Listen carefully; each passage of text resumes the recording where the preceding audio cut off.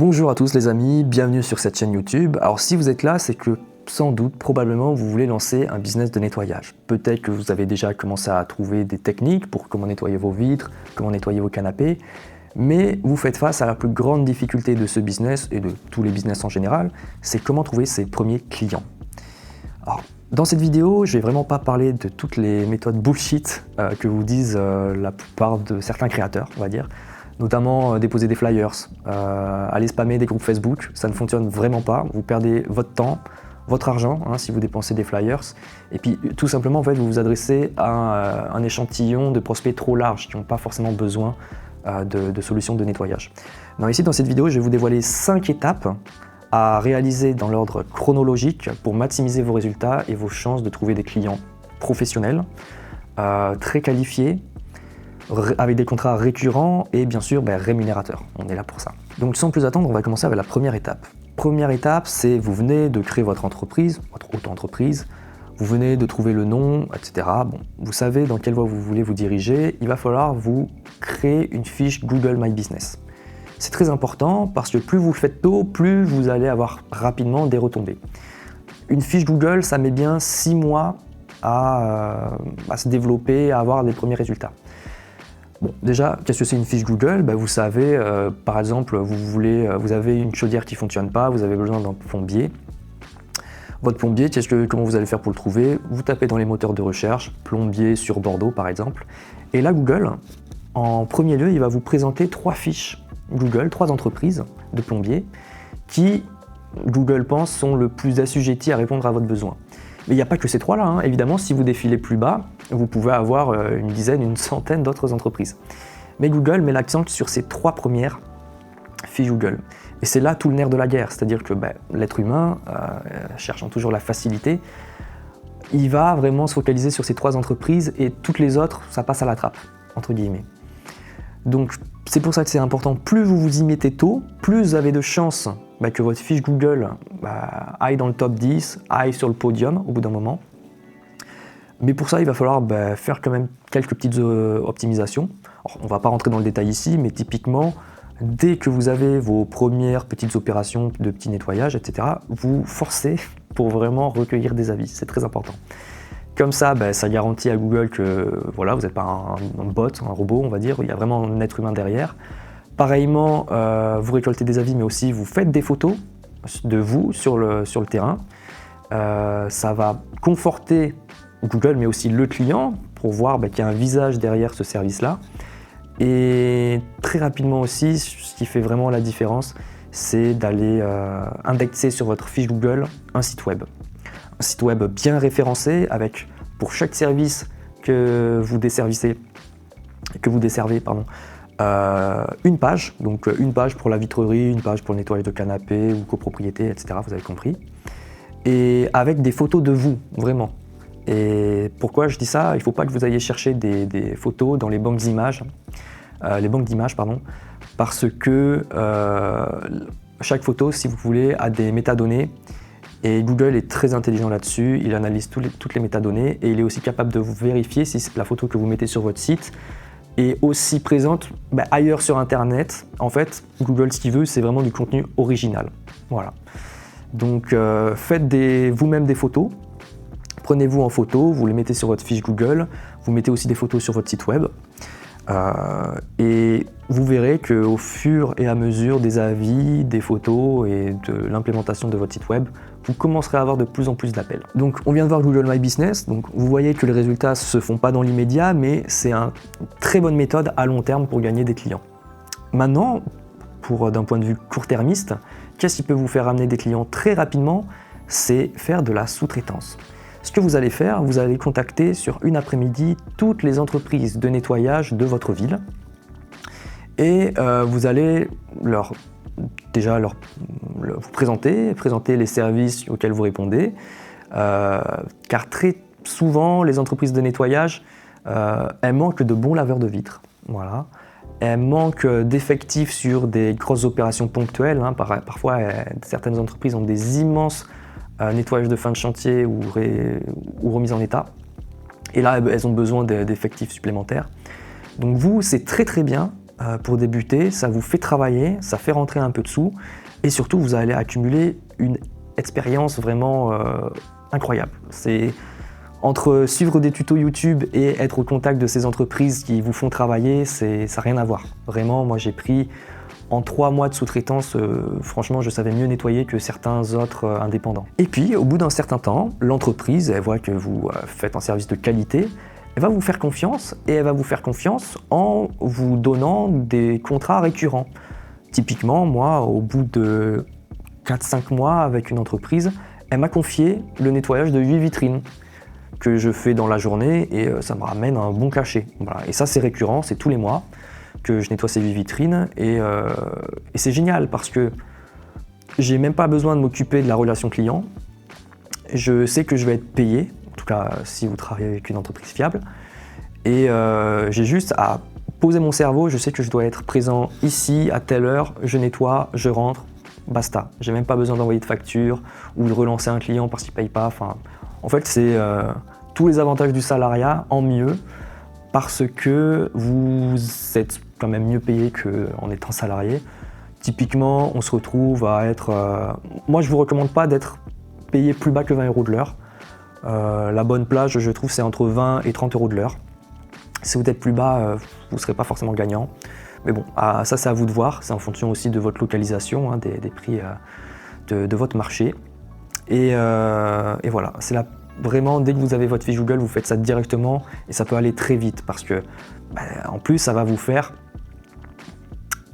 grossir très rapidement vos contacts et votre réseau. Allez, maintenant, troisième étape, elle va pas vous plaire. Elle va pas vous plaire parce que quand on vient surtout du monde du salariat, on n'a pas l'habitude de s'y confronter. Je parle de la prospection physique. Quand vous faites de la prospection physique, vous prenez des rejets. C'est la vie, c'est humain. Mais ce qui est humain aussi, c'est le business du nettoyage. C'est un business de service et vous êtes confronté que à des problématiques humaines. Donc c'est très inconfortable, mais c'est là encore une excellente expérience à acquérir parce que ça va vous permettre de savoir vous présenter, de savoir aussi dans une certaine mesure réseauter et tout simplement à prendre confiance en vous. Donc au-delà de ça, évidemment, ça fonctionne. Hein. Vous allez quand même... déjà, si sur une journée de prospection, vous faites que des vitrines, vous avez quand même des chances de trouver un commerçant qui est enclin à vous laisser nettoyer la vitrine. Donc pour ça, qu'est-ce que vous faites?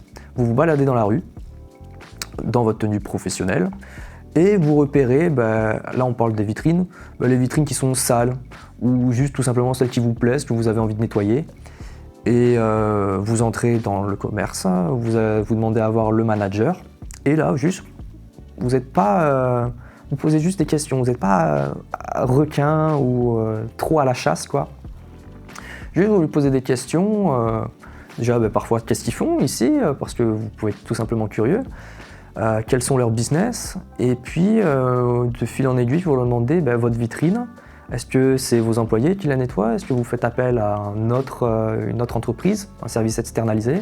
Comment ça se passe? Et puis là, en fonction de sa réponse, vous pouvez lui proposer vos services de nettoyage de vitrine. Et si la réponse est défavorable, c'est pas grave, vous pouvez quand même lui demander s'il n'a pas des connaissances d'autres commerçants qui, eux, ont besoin d'un certain nettoyage de vitrine. Et puis justement, ça ne s'arrête pas que à la vitrine. Vous pouvez lui demander, est-ce que votre fonds de commerce, c'est une entreprise aussi qui la nettoie? Comment ça se passe? Voilà. Ah tiens, je vois sur votre banquette, il y a une tache de café. Sur votre moquette, pareillement. Voilà. Il faut vraiment avoir l'œil aguerri et ouvert à toutes les opportunités. Et ça va vous ouvrir vraiment votre réseau. Donc globalement, la prospection physique, c'est ce qui m'a permis, premièrement, de prendre confiance en moi, de savoir me présenter et de faire mes premiers clients. La plupart qui sont autour de chez moi, des petites vitrines, mais qui m'a permis de sécuriser mes premières centaines d'euros par mois et au moins de ne pas être en négatif chaque mois. Voilà. Dès le 3e mois, au moins, j'avais de quoi payer les factures, ma nourriture et mon loyer. Donc c'est très bien. Pour commencer, faites ça, c'est très formateur. Maintenant, vous avez votre fiche Google, des contrats de sous-traitance, des petits contrats de prospection physique. Ce qu'il va vous falloir, c'est développer un réseau sérieux. Vous l'avez déjà entendu, le réseau c'est très important, mais la réalité c'est que personne le fait vraiment et personne ne sait vraiment comment faire. Donc, très rapidement, ce que vous allez devoir faire, c'est aller sur Internet, taper dans les moteurs de recherche réseau, club chef d'entreprise. Pareillement, sur les réseaux sociaux, vous pouvez avoir des petites rencontres comme ça en indépendant. Et ce qui va se dessiner, c'est globalement 2 types de réseaux. Les réseaux gratuits et payants. Les réseaux gratuits, c'est très bien. Vous avez des tout petits indépendants qui viennent débuter, qui s'entraident. Ça va vous permettre de prendre de l'expérience un peu, de savoir parler, vous présenter. Mais vous allez globalement être très rapidement limité parce que ce sont des gens qui sont vraiment au niveau zéro de l'entrepreneuriat, qui sont même parfois n'ont rien à faire dans l'entrepreneuriat. Hein. Moi, j'étais dans des cafés business où 80% des gens, c'était des femmes en reconversion professionnelle dans le bien-être, qui font du yoga et qui en a même magnétisé des maisons. J'ai rien compris. Enfin, il n'y avait pas des gens, on va dire, il y avait très peu d'artisans dans ces milieux-là. Donc, c'est bien au début pour commencer, mais il va falloir vite passer à la ligue du dessus, qui sont les clubs payants. Où là, par contre, ça devient du sérieux. Il y en a des très très bons, qui se donnent des réunions vraiment hebdomadairement, où il y a un taux de présence très élevé, et beaucoup d'artisans, et des grosses boîtes même parfois. Mais à côté de cela aussi, attention, dans certains clubs payants, vous allez avoir globalement, c'est des gens qui se retrouvent là pour discuter et s'entraider, mais on va dire pas vraiment pour faire vraiment créer de la valeur. T'as l'impression que c'est plus une vibe apéro que parler business et argent. Bon, à voir si vous convient. Moi personnellement, je vais directement là où c'est le plus rationnel et pragmatique. Donc vraiment, je me focalise là où il y a les clubs où il y a une discipline. Et ça coûte un bon billet. Faut rester honnête, ça coûte cher, mais je vais vous donner des chiffres. J'ai rejoint en octobre dernier un réseau comme ça payant. J'ai eu les premières retombées, on va dire 2 à 3 mois après, et c'est vraiment à partir de là où j'ai décollé. Quand je m'étais inscrit à ce club, j'avais dans ma tête l'idée de me dire allez, grâce à ce club, je vise un objectif de me faire 10 000 € sur la prochaine année grâce à ce réseau-là. En 6 mois, j'ai fait plus de 20 000. Donc ça a été juste une expérience incroyable et qui m'a permis du coup d'arrêter aussi la prospection physique. Puisque au bout d'un moment, je ne savais plus où donner de la tête, quoi. J'étais déjà booké. Donc c'est génial. Vraiment, ça fonctionne de fou. Quand vous n'avez pas de réseau, vous l'achetez. Et très rapidement, vous allez décoller grâce à ça. C'est grâce du coup à ce réseau, à ce club, qu'aujourd'hui j'ai des partenaires vraiment avec qui on se fait totalement confiance. Où je sais que je ne suis même pas mis en concurrence, si vous voulez, puisqu'ils me font totalement confiance. Ils savent que j'apporte de très bons services, de très bonne qualité. Et en fait, c'est bon, c'est basta. Quand je vous dis des très bonnes relations, ça va être avec les agences immobilières, ça va être avec des artisans du BTP, ça peut être aussi avec des syndics. Enfin, c'est vraiment merveilleux en fait de se dire que là, c'est bon, j'ai atteint un certain niveau dans le business qui me permet de ne plus aller chercher des clients, ce sont les clients qui viennent à moi. Voilà. Mais bon, après la contrepartie, c'est aussi d'apporter des contrats au groupe, d'apporter du business au groupe. Il faut se sortir les doigts du derrière pour que, on va dire, c'est du vous donnez et vous recevez. C'est ça l'objectif de ces groupes-là. Parce qu'au-delà du coup de rejoindre un réseau pour avoir du chiffre d'affaires qui rentre, en fait, ça va vous permettre d'avoir aussi une certaine sécurité d'esprit. Parce que lorsque vous êtes dans un cercle d'entrepreneurs où vous avez un avocat, où vous avez un assureur, où vous avez un gestionnaire en patrimoine, en fait, dans votre vie d'entrepreneur, vous allez tomber sur des problématiques qui sont parfois difficiles à gérer seul, mais c'est génial du coup d'avoir ces personnes-là dans votre cercle, avec qui vous avez une relation privilégiée et qui vont pouvoir vous conseiller, vous donner des conseils limite gratuits, alors que voilà, normalement, un avocat, recevoir des conseils d'avocat, c'est pas donné, quoi. Allez, la dernière méthode qui va être très simple, elle, à mettre en place, c'est une méthode court-termiste, ça va être la plateforme Clinolia. Clinolia, c'est donc une plateforme qui va essayer d'aller chercher donc, des prospects très qualifiés qui ont des besoins dans le nettoyage. Ça peut être aussi bien des professionnels que des particuliers. Ces prospects-là, ils sont mis en avant auprès d'artisans, donc nous, dans le nettoyage, et on a la visibilité du coup sur la demande du client, mais on n'a pas son contact. Et Cleanolia, du coup, il nous demande de verser une petite commission pour avoir le numéro, le mail de ce contact, et après pouvoir le contacter et faire affaire ou pas avec cette personne. Ce qui est bien, c'est que du coup, il n'y a pas une centaine d'entreprises qui vont se focaliser sur un contact, puisque c'est limité à 3 propositions. Il n'y a pas plus de 3 entreprises qui peuvent faire un devis du coup à ce contact et qui vont avoir le numéro de ce contact. Donc c'est bien, c'est un avantage. Après, vraiment, les expériences que j'ai eues avec, elles sont un peu contrastées. Moi, j'ai eu des clients pas si qualifiés que ça non plus, qui certes avaient un réel besoin. En tout cas, bon, c'est vraiment à contraster. Moi, ce que je vous conseillerais, c'est de vous faire votre propre expérience avec Cleanolia. Quand on veut faire ses premiers clients, je pense que c'est une bonne solution. Voilà, de payer un petit peu, de prendre le risque, de payer un petit peu, mais au moins avoir les premiers clients et faire ses premières expériences, je pense que ça vaut le coup. Et la preuve en est, c'est que les grosses entreprises de nettoyage, finalement, elles ne se retrouvent pas tellement sur Cleanolia. Je pense elles ont d'autres chats à fouetter, entre guillemets, donc je pense que Cleanolia, c'est très très bien pour les auto-entrepreneurs, les indépendants comme nous, pour se lancer et faire ses premiers chiffres d'affaires. Merci de m'avoir écouté jusque-là. Donc, je viens de commencer cette chaîne YouTube, évidemment.